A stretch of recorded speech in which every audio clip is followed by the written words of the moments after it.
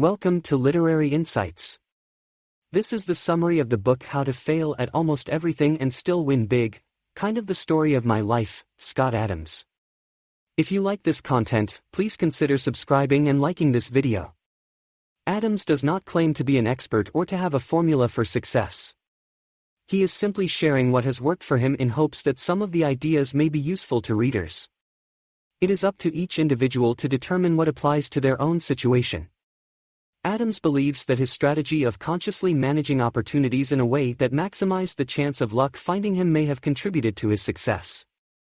However, he acknowledges that luck may have also played a significant role. The relative importance of luck versus strategy is impossible to determine with certainty. Some of the key ideas Adams discusses include: goals are less useful than systems and processes. Success is the natural outcome of a good system. Your mindset and assumptions have a huge influence over your outcomes. You can reprogram your mind through techniques like affirmations. Tracking your personal energy and happiness is more important than traditional metrics of success. Increase your energy through good health, diet, fitness, and adequate rest. Developing multiple skills exponentially increases your chances of success by creating more opportunities for luck to find you. Continuous learning is key. Success requires hard work, but passion is overrated. Skill and persistence are more important than passion alone. Luck can be managed by increasing opportunities, having a flexible schedule, networking, and trying new things. But ultimately, much of life is outside of our control. Simplicity helps to transform the ordinary into the amazing. Continually simplify and streamline. Happiness comes from health plus freedom. Design your life to maximize both. Conquering shyness requires consciously acting in an outgoing manner until it becomes habit. Fake it till you make it. Fitness provides energy and changes your outlook in a way that impacts all areas of life. Exercise is key. Listen to experts but think for yourself. No one system or guru has all the answers. Compare advice and go with what resonates. The author recommends adopting a system to determine the truth based on consistency across multiple sources. The 6 common ways people determine truth: personal experience, experiences of others, experts, studies, common sense, and pattern recognition, are unreliable on their own. Consistency across these methods is the closest we can get to truth. The author offers to act as a smart friend to provide advice, though he acknowledges he is not an expert. His experience as a cartoonist simplifying complex ideas into a few sentences can provide useful insights. Like capitalism being simplified into the measure of profits, the author will describe a single measure to simplify success. The author then describes his own experience several years ago when he lost the ability to speak fluently to other people, though he could speak normally otherwise. Doctors could not determine a medical cause and concluded it may be a mental health issue, suggesting medication. The author felt it was not due to stress or other mental health causes. Losing his speech was difficult and lonely, feeling like a ghost in a crowded room. Speaking and being heard by others is key to overcoming loneliness. The author's quality of life declined significantly.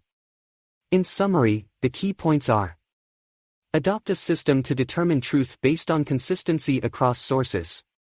The author offers advice as a smart friend to provide simplified insights into success and happiness. The author describes his experience losing the ability to speak to others for several years, which significantly impacted his well-being, to provide context for the advice that follows. The author had an upcoming speaking engagement, the first since losing his ability to speak clearly. He informed the client of his condition, but they decided to proceed anyway.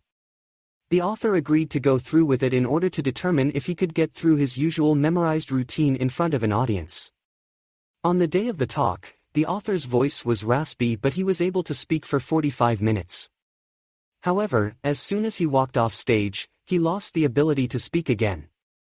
This showed that his speech issues were related to his brain, not his vocal cords. The author argues that passion is overrated as a tool for success. He says that while passionate people may achieve huge successes, they are also more prone to big failures. We tend to only hear advice from the successful passionate people, not those who fail. The author claims that passion often arises from success, not the other way around. As an example, the author discusses investing in a restaurant. At first, he was very passionate about the opportunity. But as the restaurant began to struggle, his passion faded. Passion, he argues, is often the result of success, not its cause. Success arises more from diligent work at something promising rather than pure passion alone.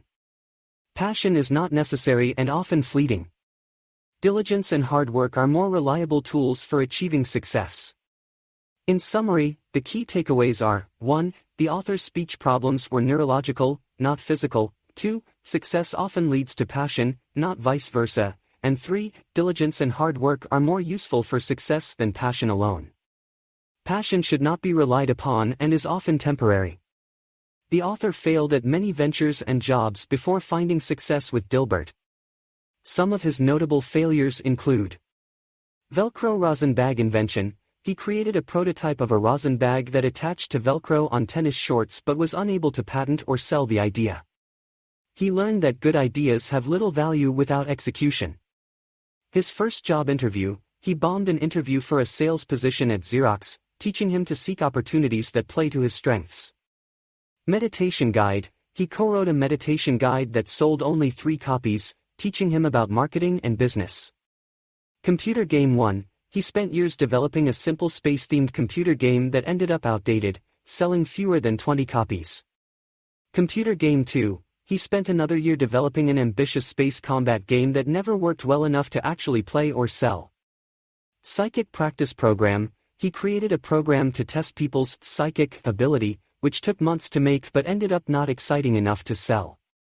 Go for offer. A bank VP offered him a vague assistant position to groom him for advancement but with no clear path, so he turned it down. The author learned from each failure and developed skills that later aided his success. The failures taught him to build on his strengths, focus on execution, gain technical and business knowledge, and avoid unclear opportunities with no real career path. Overall, he sees failure as a useful tool, not just an outcome, and something that can be leveraged for ultimate success. The author worked at Crocker National Bank and Pacific Bell, gaining experience in various business roles over 16 years. He then spent time developing some of his own business ideas, though most were unsuccessful. Zippy Ship tried to develop software to make modem file transfers easier, but modems were not standardized enough. Gained experience in tech development difficulties. Crackpot Idea website created a site for people to submit unusual ideas, but the ideas submitted were not useful. Learned more about web design and development. Video on Internet, worked with a startup to promote online video sharing, but the company failed before YouTube's success. Learned that timing is key to success. Grocery home delivery, tried to develop tech to enable home grocery delivery, but the project stalled. Little was gained. Webvan, invested in and lost money on Webvan, an early online grocery delivery service. Learned not to trust management claims and to diversify investments. Professional investors, hired Wells Fargo to invest funds but lost money. Learned that professionals may not have better info and withdrew funds. Now invests in broad market funds himself. Foldero, had an idea for a folder to hold floppy disks but was unable to license the idea. Folder companies later made similar products. Calendar Patent, had an idea to embed ads in electronic calendars based on calendar entries but was unable to patent and develop the idea. Overall, the author gained a great deal of business experience through various roles and attempts to develop his own ideas, though many of the attempts were unsuccessful. He says he learned from both successes and failures along the way. The author had an interview for an entry-level accounting position with one of the major accounting firms. He made several mistakes that day. He did not wear appropriate interview attire, suit and tie. He showed up in casual college wear, not realizing the expectation was formal business attire. He did not anticipate the snowy, freezing weather and did not bring a jacket. His car broke down on a deserted highway on his way home, with no nearby signs of help. His interviewer dismissed him immediately upon seeing his inappropriate attire. Stranded without a jacket in freezing temperatures, he knew he had to get help fast or risk dying from exposure. He started running down the highway, but quickly became dangerously cold. Within minutes, he was losing feeling in his extremities and having trouble walking as his body temperature dropped dangerously low. He estimated he only had about 30 minutes left before succumbing to the cold. In summary, this spectacular failure was the result of being unprepared for the interview, not anticipating the weather conditions, and then getting stranded in a life-threatening situation due to car trouble. The author acknowledges it was the combined result of bad luck, ignorance, and stupidity. The author learned from a CEO on an airplane flight that it's better to have a system than a goal for success. The CEO's system was to continually look for better job opportunities, which allowed him to gain experience and work his way up to becoming a CEO. In contrast, goals imply a finish line and feelings of failure until you achieve them. Systems-driven people succeed each time they apply their system. Goal-oriented people face constant feelings of failure and only succeed if they achieve their goal. Systems have no deadlines and you can't always tell if you're making progress. But over time, systems increase your odds of success and happiness. Examples of systems versus goals. Losing 20 pounds, goal, versus eating right, system, running a marathon in under 4 hours, goal, versus exercising daily, system, making $1 million, goal, versus being an entrepreneur, system. Most successful people follow systems, not goals. Goals that lead to big successes make headlines, giving a distorted view of how often goals lead to success. Looking at people you know, you'll likely find systems and luck behind their success. Olympic athletes prove this. For every medalist, thousands had the goal of medaling and failed. They had goals, not systems. Daily practice and coaching aren't systems since the odds of success are tiny. A system reasonably expects to work more often than not, unlike buying lottery tickets. Mark Zuckerberg is an example of success through a system. His system of studying hard, getting good grades, learning tech skills at a top college would likely have led to success and riches even without Facebook's success. His system, not goals, set him up for success. So in summary, the key message is that systems increase your odds of long-term success and happiness, while goals often lead to feelings of failure and discouragement. Successful people get where they are through systems, not goals. As a child, Scott Adams wanted to become a famous cartoonist like Charles Schulz. He pursued this goal for years but was not talented enough to achieve it. Scott learned from observing his small town that one should pursue realistic and practical goals. The smart and successful people in his town chose steady, practical careers or took over family businesses. His parents encouraged him to become a postal worker or lawyer. Scott's mother was determined that her children would attend college, which was uncommon in their family. She worked various jobs to save money for their education. In high school, Scott's gym teacher predicted that Scott would earn an academic scholarship to college, which was unprecedented for their small school. Scott was surprised by this prediction. With little guidance, Scott applied to just 2 nearby colleges that offered degrees in economics, which he thought would be good preparation for law school. He was accepted at Hartwick College. Scott won a partial academic scholarship to Hartwick College but still needed more money to attend. He worked some jobs to earn the rest of the money to pay for college and escape his small town. In summary, Scott pursued a practical path to a career in law through attending college, though the process of applying to and paying for college was haphazard. With some luck and a lot of determination, Scott was able to make it out of his small town to get a college education. The author got a job as a bank teller after graduating from college. However, he was not good at the details required for the job and was warned he would be fired if he did not improve. To avoid getting fired, the author wrote a letter to a senior vice president at the bank proposing some suggestions for improving the bank and asking to be admitted to the management training program. The vice president liked the author's sense of humor and gave him a chance, admitting him to the program. The author failed at several jobs at the bank over 8 years but kept getting promoted. He seemed to only have the skill of interviewing well for the next job. He thought he might be able to interview his way up to a senior executive position where no one would notice his lack of skills. However, the author's banking career ended when his boss told him the bank had to stop promoting white males to achieve diversity. The author then got a job at the local phone company, Pacific Bell, again likely due to his interviewing ability and education. A few weeks after the author left, the department he had been in at the bank was fired. The author's failure as a banker had saved him from being fired. In summary, the author failed upward at his jobs through the skill of interviewing and the luck of the circumstances. His lack of competence for the jobs was not actually noticed, allowing him to get promoted repeatedly until he left the bank, escaping being fired with the others in his department. Success requires hard work and often sacrifice. Those who want success but are unwilling to pay the price merely wish for it rather than pursue it seriously. Being selfish in the right ways is the best approach. It means focusing on your health, career, and finances so you can be generous and helpful to others in the long run. There are 3 types of people: the selfish, good; the stupid, bad; and those who burden others, bad. Society hopes you will be selfish in a compassionate, responsible way. The author argues against the common idea that one should always put others first. That thinking often leads to poor long-term decisions and outcomes. It is better to take care of yourself first so you can then help others more effectively. The author gives the reader permission to be selfish in these enlightened ways. Though a bit strange, his point is that we often look to authority figures and society for such permission and approval.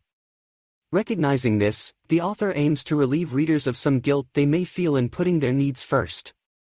Most successful people are generous in the long run because their success allows them to benefit others. But they achieve that success through intelligent selfishness, not by sacrificing themselves for others. Success and generosity go together, but in that order. We are taught from an early age, often by well-meaning role models, that we should always put others first. But taken to an extreme, this can lead to poor self-care, health problems, and financial hardship, which ultimately helps no one. Some balance is needed. That covers the essence and arguments around why selfishness, properly understood, is the most ethical and practical path to success and benefiting others. Let me know if you would like me to clarify or expand on any part of the summary. Humans have many desires and priorities but limited time and resources. It can be difficult to manage them all. Focusing on maximizing your personal energy is a useful way to organize your life and priorities. When your energy is high, you can better manage other areas of life like work, relationships, health, etc. Personal energy means feeling good both mentally and physically. It's a calm, focused state of being in a good mood. Boosting your energy has a positive ripple effect on those around you. The author gives examples of energy boosters and drains for himself, like blogging and shopping, respectively. You have to determine what affects your own energy levels. Managing your energy is like managing a budget. You have to consider both short-term and long-term effects of your choices. One night of excess might provide an energy boost but lead to low energy the next day. The idea of using personal energy as an organizing principle seems counterintuitive, like capitalism. Individual actions might seem selfish but can benefit society overall by inspiring motivation, hard work, risk-taking, and value creation. Focusing on your energy helps you help others in the long run. The key is finding the right balance of energy maximizing and energy draining activities based on your own tendencies and needs. It's about optimizing energy, not maximizing it. Too much energy leads to problems too. Moderation is key. The main takeaway is that paying attention to your personal energy levels and organizing your life to sustain them at an optimal level can have widespread benefits in all areas of your life. It leads to greater health, productivity, relationships, and more. The goal is energy optimization, not maximization. With the right balanced approach, focusing on your own energy helps you help others in the long run. The key message is that you should match your mental and physical energy levels to the tasks you want to accomplish to maximize your productivity. For example, creative thinking is best done when you first wake up, while mindless tasks are better in the afternoon after exercising. There are 2 approaches to getting things done: simplifying and optimizing. Simplifiers prefer easy solutions that get the job done, while optimizers look for the best possible solution even if it introduces more complexity. In general, simplification works best for communication and when the cost of failure is high. Optimization can be better when you're working alone or with someone on the same wavelength and you need to accomplish a lot in a short time. However, optimization also introduces more opportunities for things to go wrong and is often more stressful. The author says he usually prefers a simplification approach, while his wife tends to be an optimizer. He provides an example of their differing approaches in planning an evening out, with his simplified approach working as envisioned and his predicted optimized scenario introducing various complications and stresses, though optimization does work well for them most of the time. Still, he finds optimization exhausting and prefers simplicity when possible.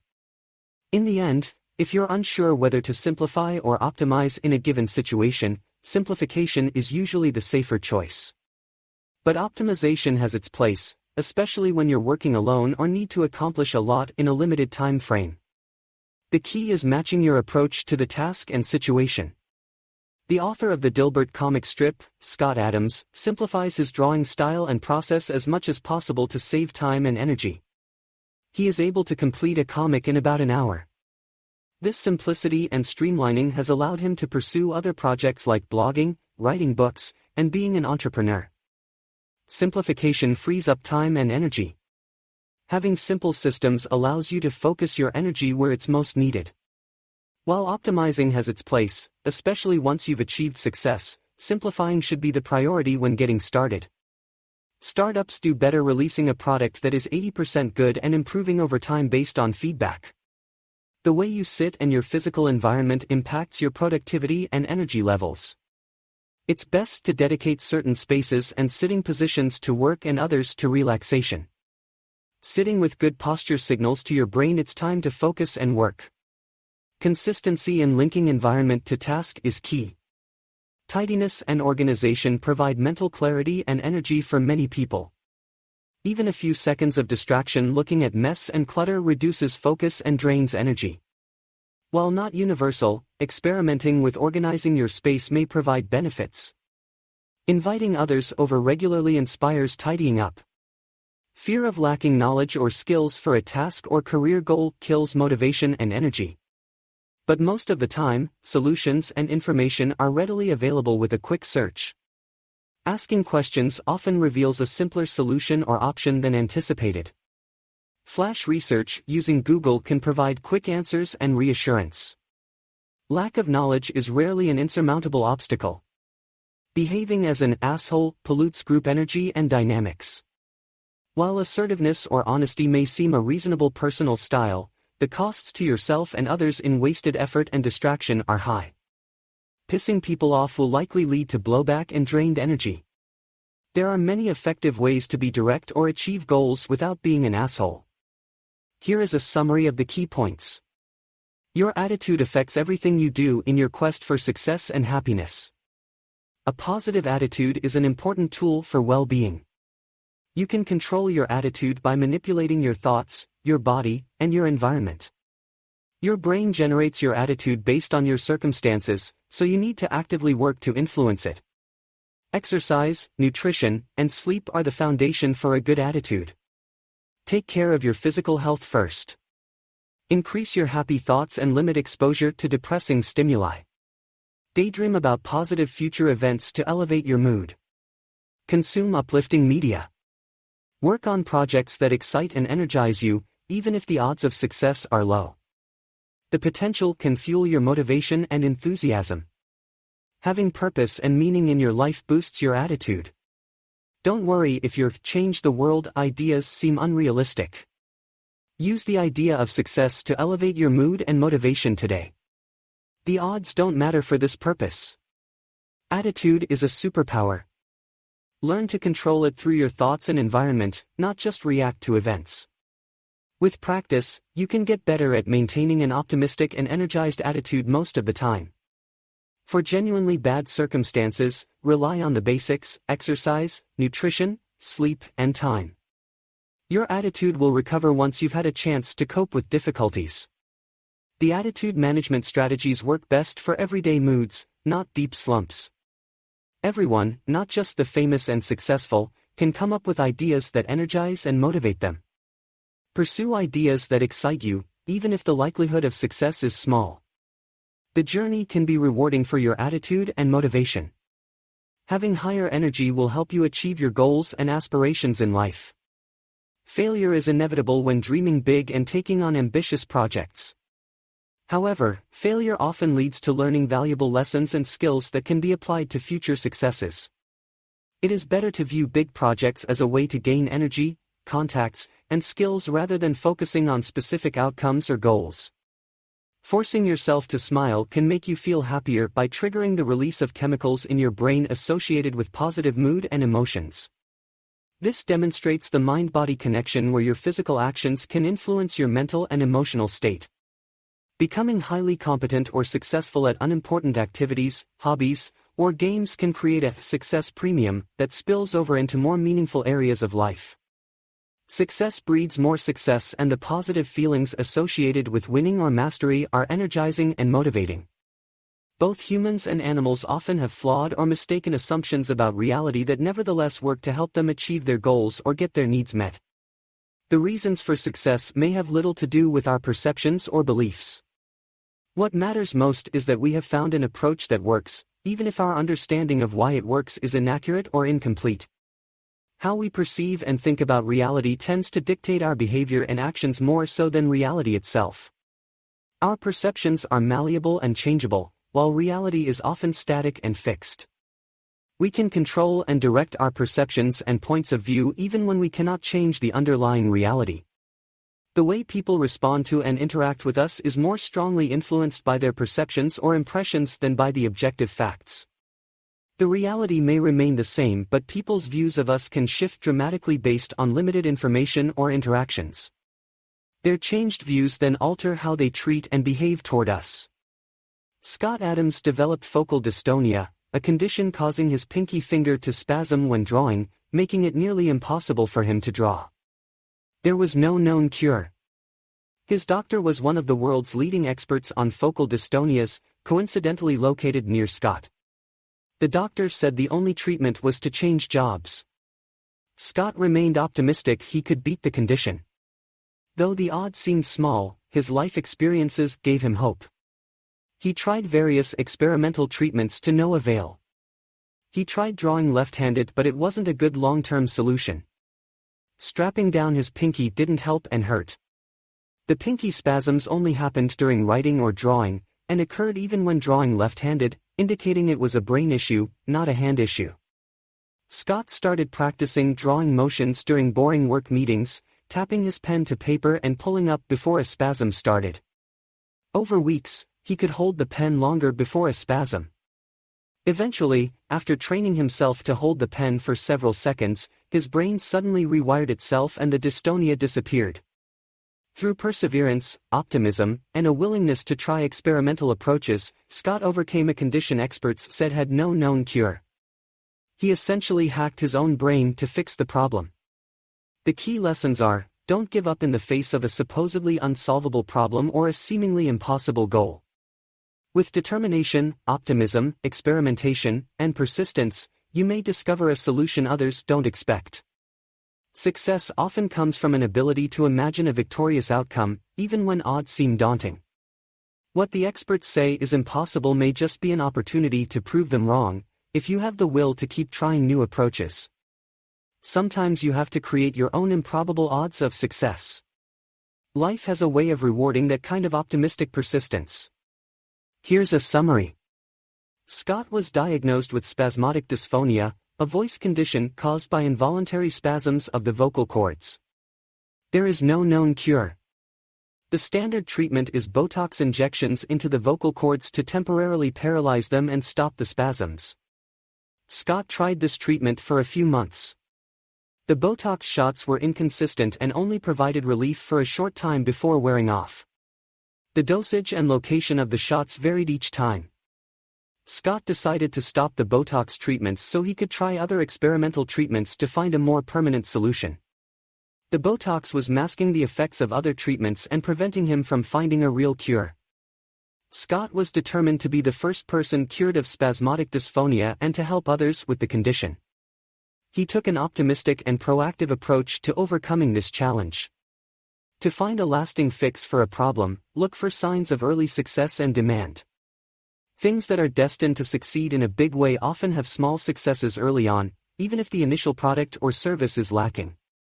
The key is that there is interest and enthusiasm for the concept from the beginning. If something starts out bad and stays bad, with no signs of interest, it's best to quit. Persistence in the face of continual failure is unwise. Some examples of initially flawed but ultimately successful products and services include cell phones. Early cell phones were expensive, lacked features, and were unreliable, but demand for them was strong from the beginning. Fax machines. Early fax machines were slow, prone to failure, and delivered poor quality results, but interest in fax technology was high from the start. Personal computers. The first PCs were expensive, hard to use, crash-prone, and not very powerful, but demand exploded immediately. The Simpsons. The first season of The Simpsons was crudely animated and the writing was violent and crude, but it was an immediate hit and cultural phenomenon. Quality improved over time. Dilbert. Early versions of the Dilbert comic strip were disliked by most readers but gained a small, enthusiastic following from the beginning. Focusing on Dilbert in the workplace and improving the art led to major success. In summary, look for signs of interest and demand, even if the initial execution is lacking. Small successes can grow into big ones, but failures rarely turn into successes. Know when to quit things that show no spark of interest or demand. Persistence is a virtue, but stubbornness in the face of continual failure is folly. Here is a summary of the key points. Schools do not teach students the systems and practices of successful people, leaving students to figure it out on their own. Children of successful parents may learn success strategies through observation and coaching, but most people do not have this opportunity. Books on success can be helpful but often focus on a single topic and contain a lot of filler, making them inefficient. The formula for success is that every skill you acquire doubles your odds of success. You do not need to achieve excellence or be world-class in a skill, you just need to be good at more than one skill. Having one occupational skill plus fluency in Spanish, public speaking ability, and basic computer skills could quadruple your odds of success. Acquiring more skills continues to improve your odds exponentially. Choosing a field of study is less important than acquiring useful skills and developing a flexible mindset. Success comes from being good at more than one thing, not from being extraordinary at any one thing. Developing useful skills and a flexible mindset requires practice. Success is not magic but rather the result of picking a good system and sticking with it until luck finds you. There are many ways to acquire useful skills, including reading, online courses, night school, mentorships, internships, and more. Continuous learning and an experimental mindset are key. Don't rely on any one skill or any one path to success. Pave multiple roads to increase your odds and have backup plans in case of changes in technology, the economy, health issues, or other life events. Success comes from being useful and flexible. Does this summary accurately reflect the key points from the passage? Let me know if you would like me to clarify or expand on any part of the summary. Having good skills in two complementary areas is more valuable than being excellent in one area alone. Being good at multiple skills gives you more opportunities for success. It is useful to think of each new skill you acquire as doubling your odds of success. This mindset motivates you to keep learning new skills. Even though the formula is not literally accurate, it steers you in the right direction. The author is an example of someone who has achieved success through having multiple mediocre skills rather than being extremely talented in any one area. He has poor art skills, average business skills, good writing skills, early knowledge of the internet, and an average sense of humor. By combining these mediocre skills, he found success. The more concepts you understand, the easier it is to learn new concepts. Everything you learn helps you understand other related things more quickly. Reading the news daily helps you see patterns in the world and gives you mental hooks to hang new knowledge on. Start by reading news on topics that specifically interest you so you enjoy the habit. Over time, you will naturally start exploring new topics. With practice, reading the news will feel easy and natural. Focus on hopeful and positive news topics rather than depressing stories.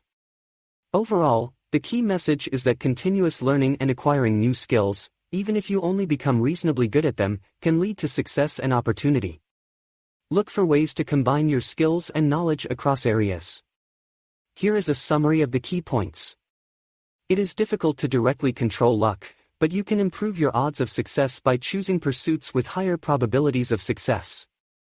Many people think they understand the odds in different areas of life, but there are often subtle patterns that are counterintuitive. Identifying those patterns can significantly help. Viewing the world through the lens of mathematics rather than magic or fate helps in evaluating your odds of success. The author gives the example of losing at tennis for 7 years before realizing his opponent was adept at calculating probabilities during the game and choosing high-percentage shots, while goading the author into low-percentage shots. Once the pattern was identified, the author improved.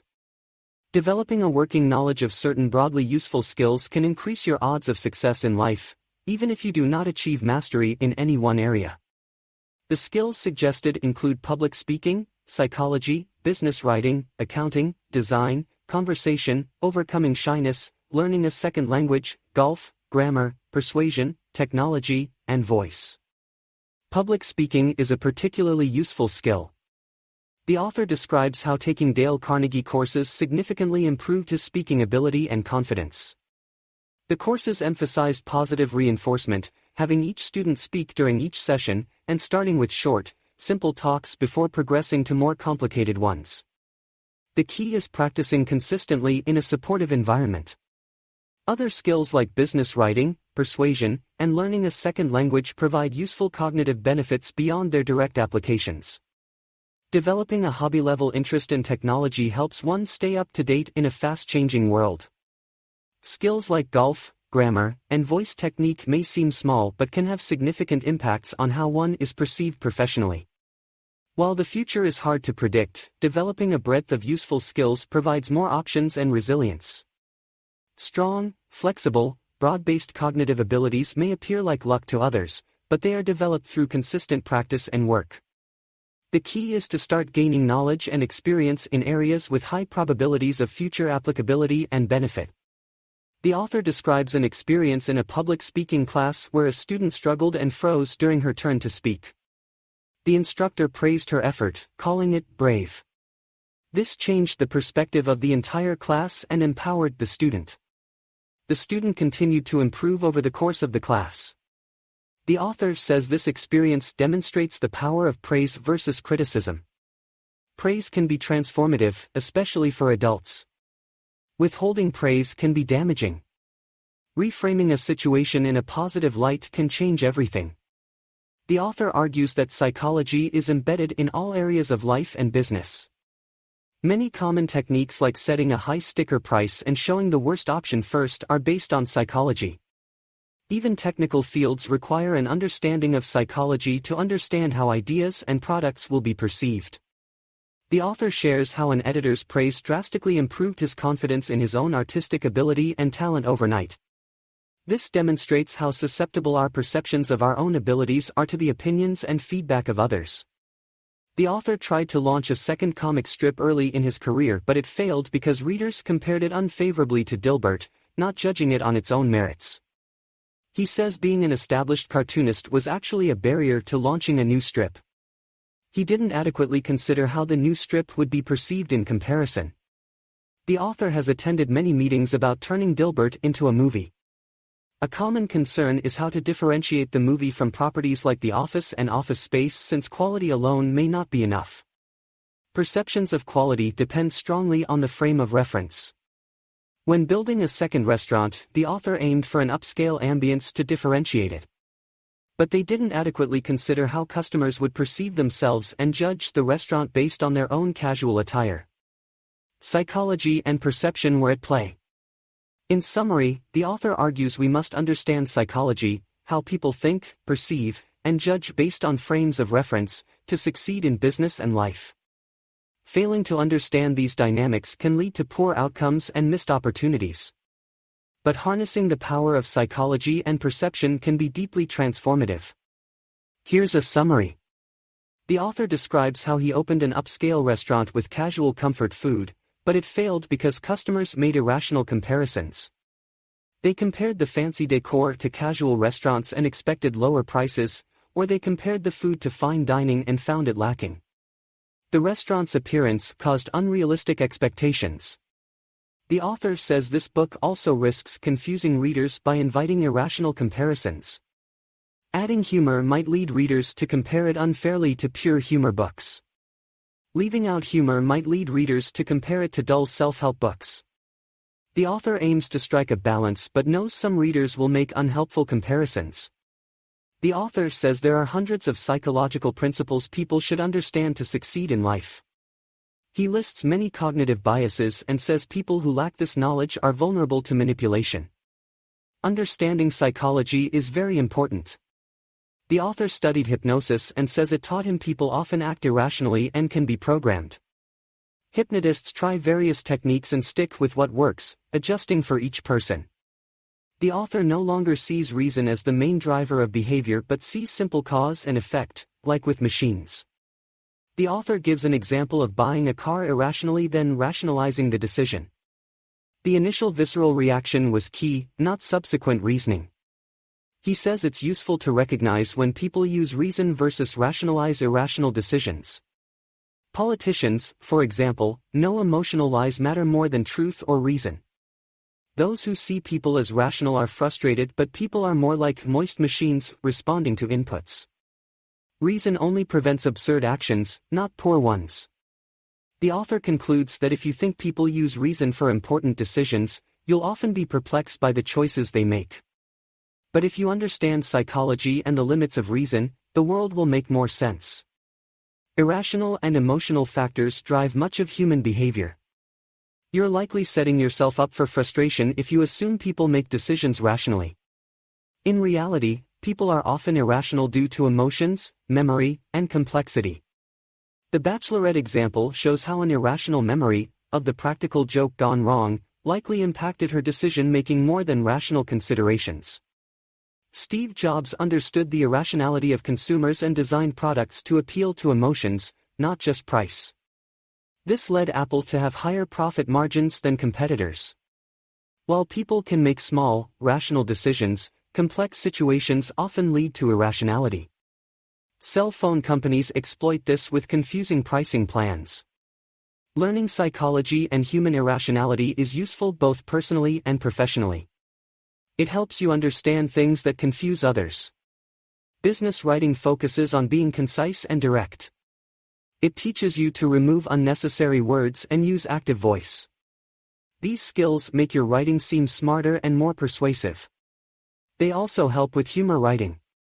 Accounting is boring but important to understand. It's key to reading financial statements, doing cash flow projections, understanding business, and more. Lacking this skill leads to poor decision-making.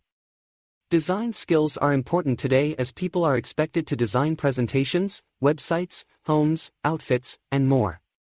Luckily, design has rules anyone can learn, like using odd numbers of similar items or the L-shaped layout. You don't need natural talent. The L-shaped layout is common in art, photography, presentations, and web design. It involves leaving one quadrant less busy than the rest. Learning rules around design, accounting, business writing, and human psychology can make up for a lack of natural talent in these areas. They provide useful knowledge and skills for both work and life. Few people are skilled conversationalists. Most are just talking. Skilled conversationalists employ techniques to have genuine conversations. There are many reasons to have a conversation, like exchanging information, planning, entertaining, persuading, etc. Poor conversationalists focus on complaining, bragging, and exchanging information. The secret to conversing with strangers is to introduce yourself and ask questions until you find a mutual interest. This relieves the awkwardness and signals you're interested in them. Your job as a conversationalist is to keep asking questions and find common interests. Don't dominate, let others talk. Keep moving between topics. Planning isn't conversing. The point of conversation is to make others feel good. If you do, they'll like you, share information, and want a relationship. Complain to those who already like you. To get strangers to like you, smile, use open body language, ask questions, listen, and find common interests. Attractive people should talk less at first. Unattractive people need conversational skills. Develop the skill of crafting short, interesting stories from your experiences. Prepare stories beforehand. Key parts include a brief setup, establishing a pattern, foreshadowing, describing characters, making it relatable, and having an unexpected twist. Pick topics others can relate to.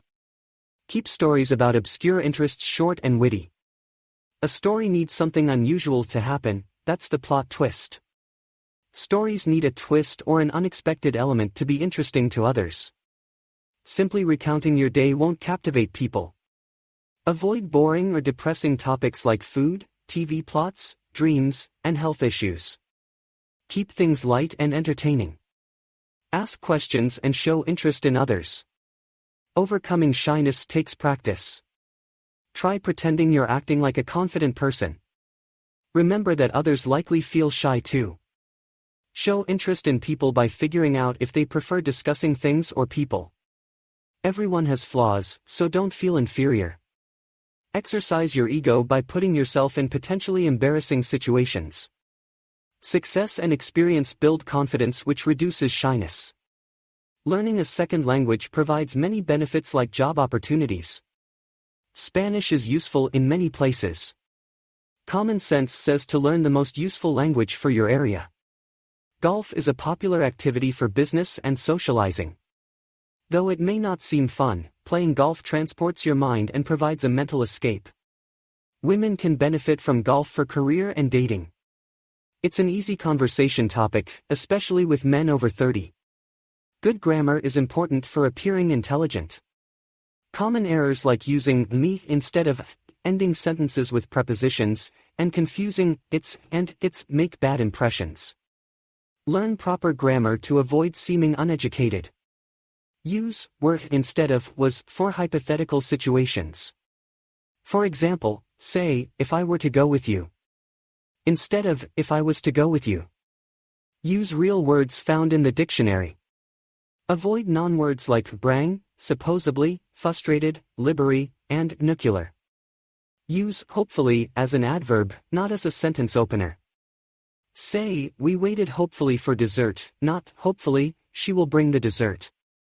Use I as the subject and me as the object. For example, say, he gave the ball to me, not he gave the ball to I. Use fewer for countable things and less for mass nouns. For example, say, I have fewer friends, but I have less hair. Use theory for a well-tested scientific explanation and hypothesis for an untested idea. For example, the theory of evolution versus my hypothesis is that aliens seeded life on Earth. Learn persuasion techniques like using because, would you mind, I'm not interested, I don't do that, I have a rule, and I just wanted to clarify. These phrases can help you persuade others or avoid being persuaded. Use persuasion ethically and judiciously. Don't manipulate people against their interests. The summary describes persuasion techniques that can be applied in difficult or confrontational situations. Some of the key techniques include asking clarifying questions. This frames the other person as the problem solver and hero.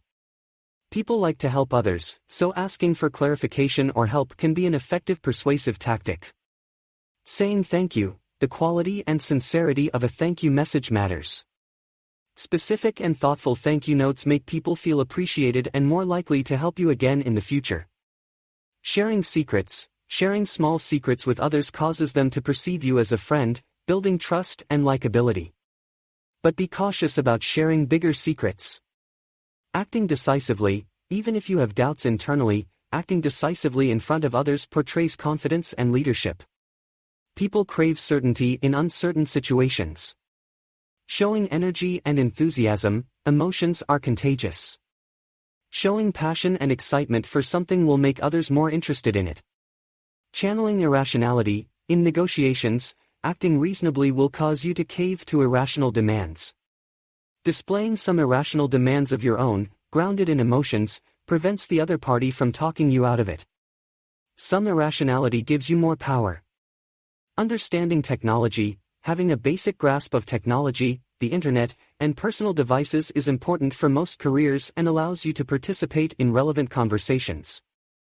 Feeling left out of discussions about technology is draining, while participating is energizing. Using proper voice technique, employing different vocal strategies, like changing your tone or pacing, allows you to portray different messages. A serious, deeper voice can convey the importance of a persuasive topic. Overall voice quality and mechanics also contribute to how people perceive you. While some of these techniques could be viewed as manipulative, the summary argues that persuasion and manipulation differ, and that some degree of persuasion is necessary to achieve good outcomes. Persuasion in moderation, especially when employed to motivate others or for the greater good, need not be unethical. Studies show that people with attractive voices tend to find romantic partners more quickly. While we can't fundamentally change our voices, we can improve how we speak. The author noticed that successful managers and executives often had distinctive, attention-grabbing voices that conveyed confidence and authority. Studies also show that nurse managers tend to have stronger voices, which correlates with higher quality of care and better management skills. The author used a fake, professional voice during his corporate career to convey confidence and gravitas. This voice, along with confident body language, gave the impression that he had leadership potential, even though he felt unqualified for his roles. His voice also attracted romantic interest from women over the phone, though not in person. Voice experts recommend learning diaphragmatic breathing, picking a natural tone, and practicing confidence in your speech. Replacing ums and us with silence, planning sentences ahead of time, and practicing conversations can also help. The author looks for patterns in life to gain insight. He noticed a pattern in high school volleyball where the team that first reached 17 points often won, even though 25 points are needed to win. In amateur tennis, there is a 5-2 curse, where the player who reaches 5 points first often loses their lead and even the set. Knowing this pattern could help players overcome psychological obstacles. Many self-help authors try to determine patterns of successful people to help others achieve success. Stephen Covey proposed 7 habits of highly effective people. The author proposes a lack of fear of embarrassment, education, and exercise as key patterns for success. A lack of fear of embarrassment allows one to take risks and be proactive. The key ideas are that we can improve our speaking through practice, that distinctive and confident voices are correlated with success and attraction, and that looking for and understanding patterns in life can provide a psychological advantage. The author provides some suggestions for developing a success voice and identifies lack of fear of embarrassment as a key attribute of successful people. Studies show humor is correlated with success and attractiveness. Humor raises energy, improves health, and boosts creativity. Some tips for developing your sense of humor. Avoid over-complaining. Limit gripes and witty complaints. Don't overdo self-deprecating humor. 1 or 2 comments are fine, but too much can make you seem insecure. Don't mock people. Avoid puns and clever wordplay unless you know your audience enjoys them. Tailor your humor to your audience. Observe what others laugh at and match their style. Test different approaches. Share funny stories. Stories involving misfortune or embarrassment, like Jim's colonoscopy story, often work well, especially for in-person humor. Make an effort. Trying to be funny, even if you fail, gives others permission to do the same. Your attitude and effort matter more than quality. Stay positive. Choose humor that boosts energy and mood. Avoid anything too sad or depressing. Consume humor. Read funny books, follow humorous social media accounts, watch comedic movies and shows. Exposure improves your own sense of humor. The key points about affirmations based on Scott Adams's experience are: affirmations are the practice of repeating positive statements about what you want to achieve while visualizing the outcome. The details of the process don't seem to matter much. The key is improving your focus. Adams tried affirmations as an experiment and initially didn't believe in them. But he kept an open mind. His first affirmation was to become rich. He then picked 2 hugely successful stocks in a row against high odds. Though he didn't make money, it showed the potential. His next affirmation was about dating a woman out of his league. A series of coincidences made that happen, though briefly. Again, it could be luck or his own attributes. But it encouraged him to continue. His third affirmation was very personal but beat odds he calculated at 10,000 to 1. It showed affirmations may work, though there are other possible explanations like selective memory or luck. He used affirmations to help win a bet to get a high GMAT score.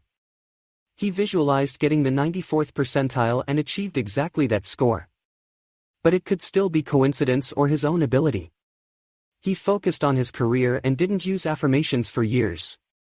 But when he wanted to become a famous cartoonist, he used affirmations again.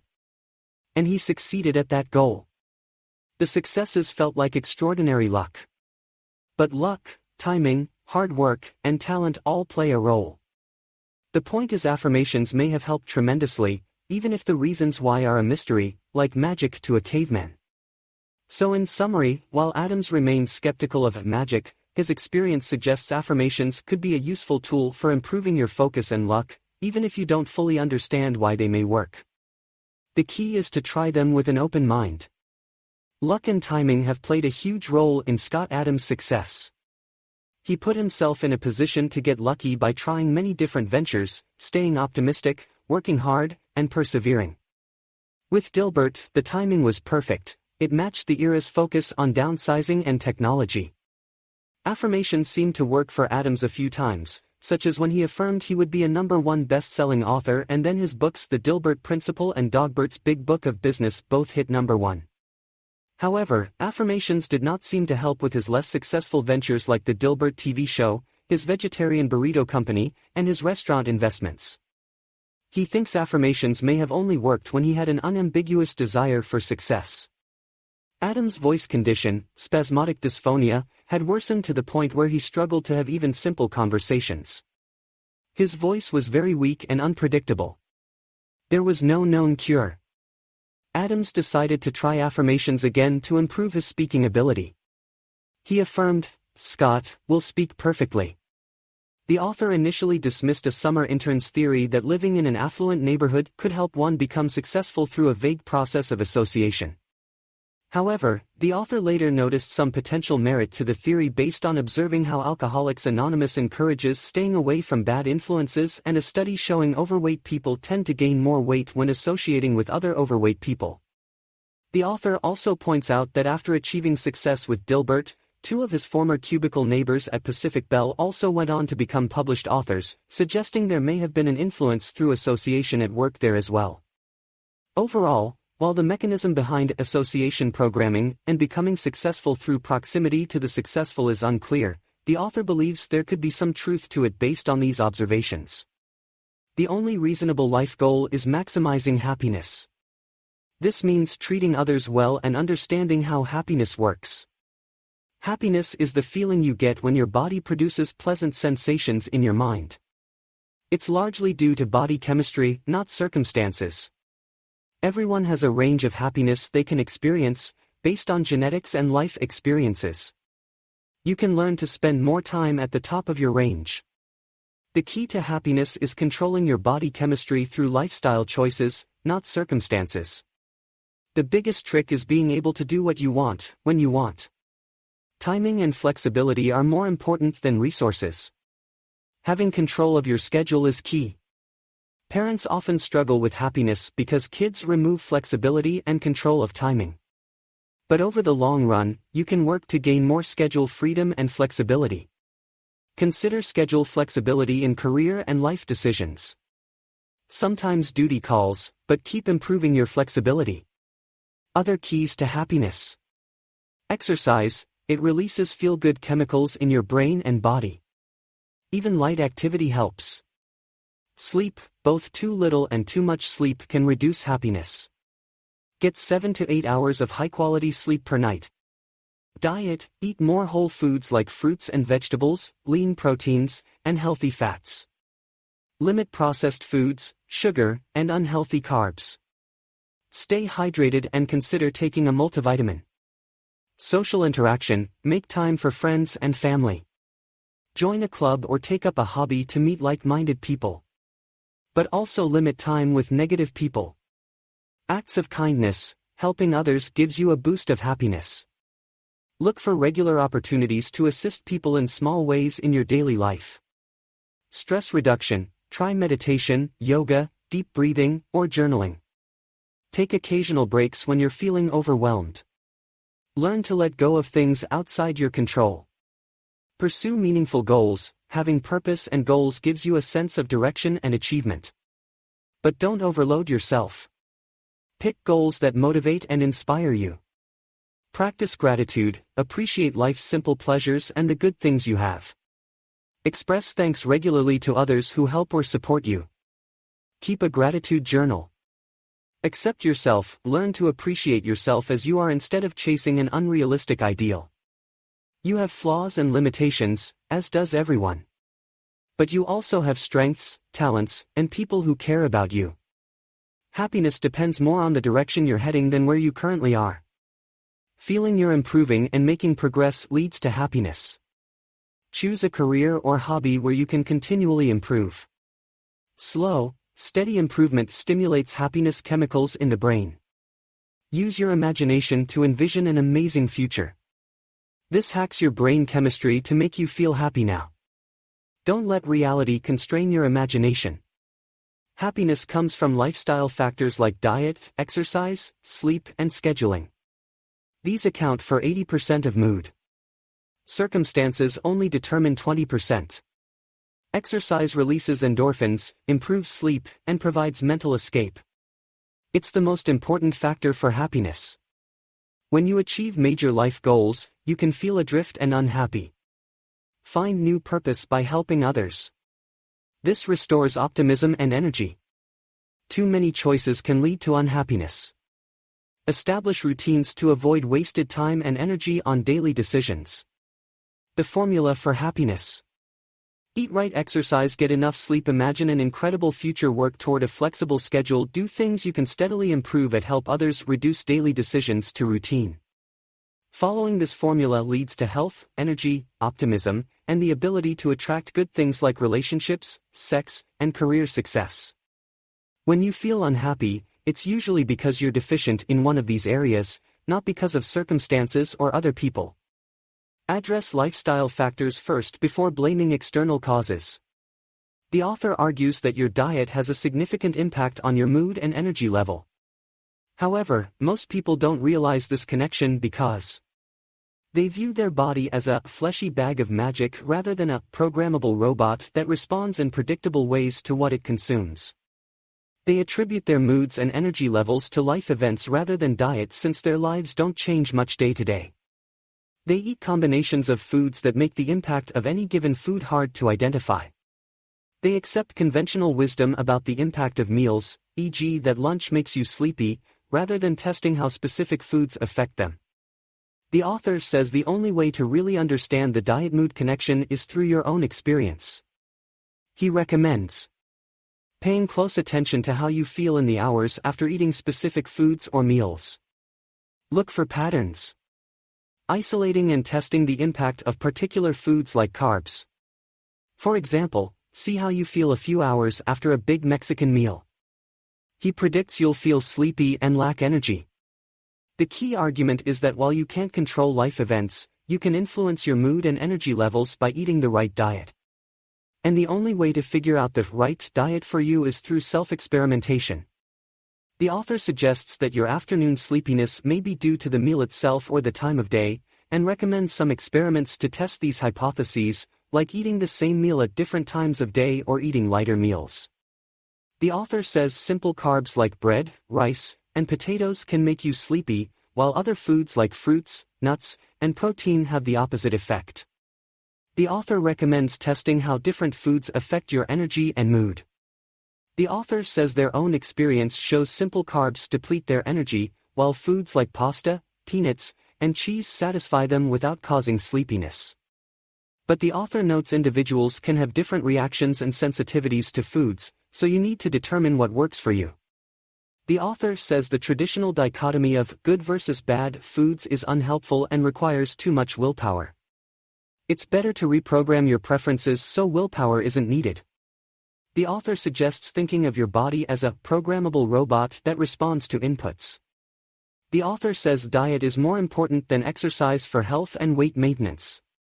When your diet is right, your energy will increase and motivate you to exercise.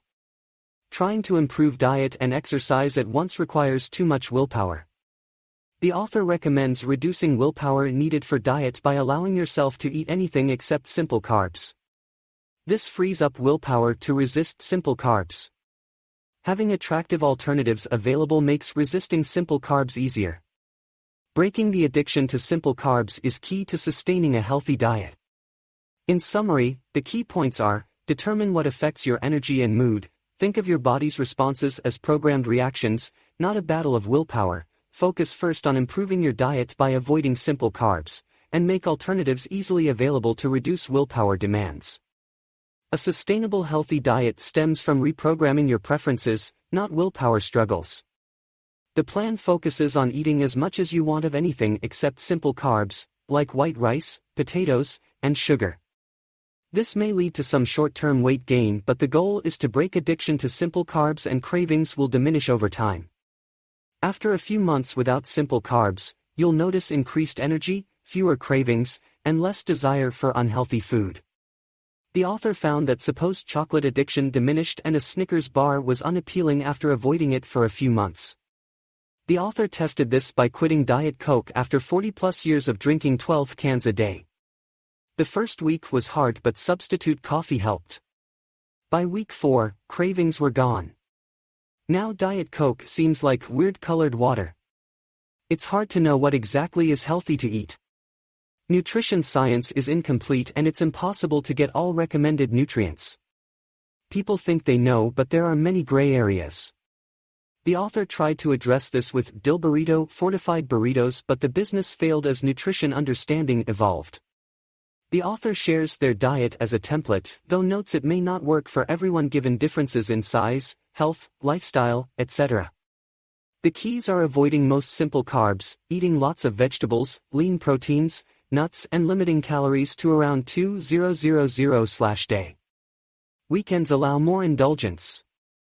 The diet provides energy and maintains a good weight without constant hunger or deprivation. Does this summary accurately reflect the key points and arguments presented regarding nutrition and the author's recommended diet approach?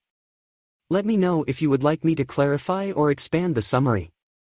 The author provides an example of his diet, which consists of lots of fruits and vegetables, bananas, broccoli, cauliflower, berries, etc. Lean proteins, fish, protein bars, nuts, etc. Whole grains, whole wheat pasta, quinoa, brown rice, etc. Dairy, cheese. Lots of convenient options that require little preparation. Some key points. Make healthy food convenient. Prepare and store lots of fruits, vegetables, grains so you can easily grab them. This makes it more likely you will choose them. Understand why you're eating. Lack of sleep, social reasons, boredom, etc. Choose lower calorie options for non-hunger related eating. Add flavor to healthy food. Use ingredients like soy sauce, lemon, butter, cheese, salsa, etc. to make the food taste good so you enjoy it. Salt and butter in moderation are okay. Adjust your lifestyle. Surround yourself with like-minded healthy eaters. Stay active and control your weight. Everything in moderation. It's okay to have takeout, pizza, etc. in moderation. Maintain an overall balanced diet and active lifestyle. Talk to your doctor. Get advice on appropriate levels of salt, butter, and other ingredients for your specific health conditions. In summary, the keys to the author's diet are making healthy choices convenient, understanding the reasons behind eating, adding lots of flavor to nutritious options, maintaining an active lifestyle, and practicing moderation. But you should consult your doctor for advice tailored to your own health needs. The author has spent more time recently with very fit people, and has found himself becoming more fit as a result, without putting in extra effort. He believes this is due to social influence, either competition with others or imitation of those around him. Studies and his own experience show that surrounding yourself with fit people can help you become fitter. He recommends joining sports teams or other groups to expand your social circle to include more active people. Over time, these active friends may become a bigger part of your life, which will benefit your health and fitness. The author has been a vegetarian for most of his life, and recently started eating some fish. He doesn't recommend any particular diet, but believes a vegetarian diet probably has substantial health benefits, based on studies and his own observations. However, meat eaters can also be very healthy. The most important thing is to eat a balanced diet with lots of fruits and vegetables. For vegetarians, it's easy to get enough protein by eating edamame, nuts, protein bars, pasta, cheese, and lots of vegetables. The inconvenience of a vegetarian diet can be managed, and the author has never felt like a victim of his diet. It's easier to be vegetarian in some places than others, but most restaurants offer good options. The author highly recommends drinking 2 to 4 cups of coffee per day. It can make you more alert, happier, and productive. It's linked to a lower risk of many diseases and may help you live longer. Coffee also makes the author enjoy work more and manage his energy levels. While coffee has some downsides like addiction, cost, and side effects, the benefits far outweigh them. The author proposes a pleasure unit hypothesis, that the more satisfied and happy you are in life overall, the less you will rely on food for pleasure and happiness. Celebrities, who lead fabulous lives, may find it easier to stay fit because they don't need food as much for enjoyment. Improving your life in other areas can help make healthy eating easier, which in turn further improves your life. It's a virtuous cycle. Focus on your energy level after eating to find foods that drain or boost your energy. Remove unhealthy, energy-draining foods from your home. Stock up on convenient healthy snacks. Stop eating addictive foods like white rice, white potatoes, desserts, white bread, and fried foods. Eat as much healthy food as you want. Get enough sleep. Lack of sleep can seem like hunger. Choose the healthiest option with low calories when eating for social reasons. Learn to season healthy foods. You will lose cravings for unhealthy food without feeling deprived. The key to long-term weight loss success is using a system that doesn't require willpower. Focus on being active every day, in any way, rather than specific weight loss goals which often fail. Simplify your approach to health and fitness. The more complicated it gets, the more it drains your willpower and other life priorities suffer. Daily activity and healthy eating become habitual and you won't need willpower. You will naturally want to do more. Find physical activities you enjoy and that suit your abilities so you don't need willpower to sustain them. Running may work for some but not all. Do what works for you. Start simply by being physically active in some way every day. This could be anything from a walk to playing a sport to doing housework. Build from there based on what you enjoy and as your fitness improves. The everyday part is key. Make fitness a daily habit and your energy will increase, making it easier to avoid draining your willpower. You will naturally want to do more over time.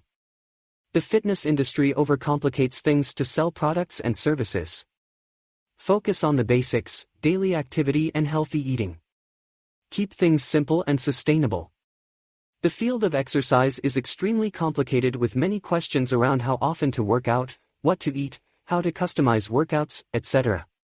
There are many rules of thumb but following them all is impractical for most people. For married or coupled people, finding time to exercise together can be particularly challenging. Some tips for overcoming this include: join an organized team sport with a set schedule. This makes the time commitment feel less personal. Have a consistent exercise schedule, like going to the gym during your lunch break every day or first thing in the morning. Again, this makes the time away feel less like a choice and more like a habit or system. Exercise together if you're both committed to it. But this is the hardest approach and less likely to succeed. To stay motivated to exercise, don't overdo it so you're too sore to continue the next day. Find the right balance so you look forward to continuing. Reward yourself after exercising to create positive associations, e.g. with coffee, reading, or a healthy snack. Use cues like putting on your exercise clothes to trigger the motivation to get started, even if you don't feel like it. Give yourself permission to stop at any point. The most important thing is making exercise a habit by doing something active every day. Don't worry about how intense the workout was on any given day. The key messages are: make exercise a habit and system rather than a goal, find ways to overcome the challenges of scheduling exercise with a partner, stay motivated by rewarding yourself, and use cues to trigger your motivation when it's lacking. Consistency over intensity is most important. Exercise daily. Moderate exercise is best for longevity. Start slowly and build up gradually. Many women avoid exercise to protect their hairstyles, but this is counterproductive. Men and employers prefer women who are healthy over those with perfect hairstyles. Focus on health and fitness, hairstyle is secondary. After 3 years without a voice, the author found a surgeon, Dr. Burke, who developed an innovative nerve surgery to treat spasmodic dysphonia. Though risky, with a 15% chance of voice not improving or getting worse, the author scheduled the surgery hoping for the best. The author underwent vocal cord surgery to treat his spasmodic dysphonia. The recovery was difficult and took many months. 3.5 months after the surgery, the author's vocal cords and brain started to reconnect, allowing him to speak a few words at a time. Over the following months, his voice steadily improved, though it remained weak and hoarse. It took time for the author to regain vocal fluency since he hadn't spoken normally in years. Though the author's voice isn't perfect, it's much more functional than before the surgery. He can now project loudly in noisy environments, which has greatly improved his quality of life.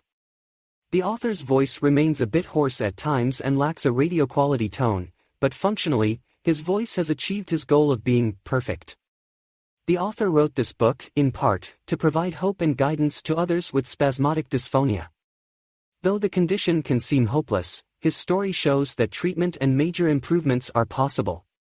The author has had an apparent success with affirmations in the past but readily acknowledges there is no scientific evidence they actually work or steer the universe in a magical way. The author offers several possible explanations for why affirmations might seem more powerful than expected based on chance alone. Selective memory: we tend to remember the coincidences that affirm our beliefs and forget those that don't. This can make affirmations seem more powerful than they are. Lying: those who report success with affirmations may be exaggerating or lying. There is no way to know for sure. False memories: we may misremember events as being more meaningful or coincidental than they were in reality. Our memories are malleable. Optimism: doing affirmations cultivates an optimistic mindset, and optimists tend to notice more opportunities than pessimists. This can appear like luck or the power of affirmations. You can train yourself to be more optimistic. Affirmations may reveal your hidden talent or potential that your subconscious already knew you had. The affirmations are a message to your conscious mind. Our human brains may construct illusions and delusions to compensate for uncertainty. Affirmations could be tapping into some effect we don't fully understand. We may be living in a simulation. Goals versus systems: although affirmations focus on goals, they can be viewed as a system for building optimism, energy, and focus. Broad goals allow for more luck. Systems move you in the right direction. The author has an open mind about affirmations but believes that at a minimum, they appear harmless and the experiences he recalls seem borderline miraculous. However, there are many possible explanations, and there is no scientific evidence affirmations work in a magical or mystical way. The effects could be primarily psychological and internal. The bottom line is we simply don't know for sure why affirmations might appear meaningful to some. An open and curious mindset is most useful. The passage describes a model for success that relies on optimizing personal energy through diet, exercise, productivity, creativity, positivity, and sociability. With the right inputs, outputs, and outcomes can be largely determined, allowing luck to find you. Key skills: simplification, social adeptness, and avoiding career traps are emphasized. Success comes from systems, not goals. Failure is useful for learning. Look for patterns in all areas of life and test them. The most important metrics are energy, happiness, and luck. Researchers have found associations between diet quality and mood. Diets high in nutrients like omega-3 fatty acids, B vitamins, and antioxidants may help improve mood and reduce depression. Diets high in processed foods, sugar, and unhealthy fats may worsen mood and increase depression risk. Peanuts and peanut butter are high in nutrients that can positively impact mood and may aid weight loss and maintenance. However, overconsumption of any food, including peanuts, can lead to weight gain. Moderation and portion control are key. Willpower alone is often not enough for people to lose weight and keep it off. Other factors like hormonal changes, metabolic adaptation, and the drive to eat highly palatable foods also influence eating behavior and weight. More realistic weight loss goals and slower, steadier weight loss may work better for many people in the long run. Coffee consumption has been linked to a lower risk of diseases like stroke, Parkinson's, Alzheimer's, and some cancers. Coffee does not seem to increase the risk of heart disease for most adults and does not cause insomnia or restlessness in moderate doses. However, too much coffee can cause anxiety, restlessness, and sleep problems in some individuals. Diet soda intake has been linked to weight gain, obesity, metabolic syndrome, type 2 diabetes, and other health issues. Water and unsweetened beverages are healthier choices. Artificial sweeteners found in diet soda may maintain or increase the craving for sweet foods and drinks. Here is a summary of the key points. Moderate exercise, such as walking, provides substantial health benefits with little risk of injury or burnout. Studies show moderate exercise reduces the risk of heart disease, diabetes, stroke, and some cancers. It can also help maintain a healthy weight and improve mood.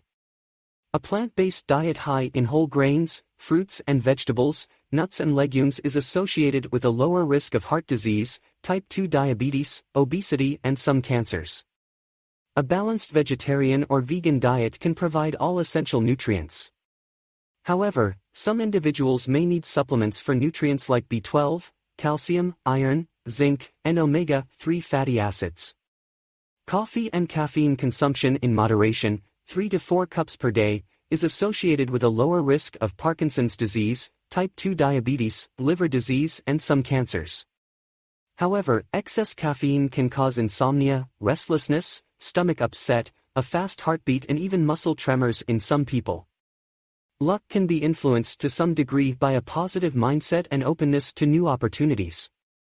While randomness and chance play a role in luck, people can create luckier circumstances by networking, being optimistic, and saying yes more often to new opportunities. Visualizing success and saying affirmations also seems to increase the chance of lucky breaks and chance opportunities. However, there is little evidence that luck can be influenced psychically or parapsychologically. In the end, making one's own luck is largely about attitude and perseverance. Affirmations, when used frequently and enthusiastically, may have some benefits for mood and motivation. However, there is little evidence that affirmations can directly and efficiently change beliefs or life circumstances on their own. Affirmations seem most effective when combined with practical action and perseverance over time. Simply repeating an affirmation a few times is unlikely to lead to real change or a manifestation of desires. Change is usually an incremental process that requires work and commitment. Does this summary cover the main points you wanted to convey? Let me know if you would like me to clarify or expand on any of the points. The book is published by Penguin Books, a subsidiary of Penguin Random House. The author, Scott Adams, is the creator of the Dilbert comic strip. The book provides advice on various topics like health, fitness, nutrition, persuasion, and creativity. The author shares many personal anecdotes and examples from his own life to illustrate his points. For example, he talks about using hypnosis and the Alexander technique to improve his health and learning. A key message in the book is that systems and processes are more important than goals and willpower. The author argues you should focus on building good habits and systems rather than relying on motivation or willpower alone. Another key message is to increase your personal energy in multiple ways, through diet, exercise, sleep, and managing stress and mood. Higher energy will make you more effective and successful. The book covers how to persuade and influence others using rational and irrational techniques. The author shares stories of how he has applied persuasion in business and personal contexts. For creativity, the author recommends techniques like combining unrelated ideas, brainstorming, and optimizing your mental state and environment. He shares how he has used creativity to advance his cartooning career.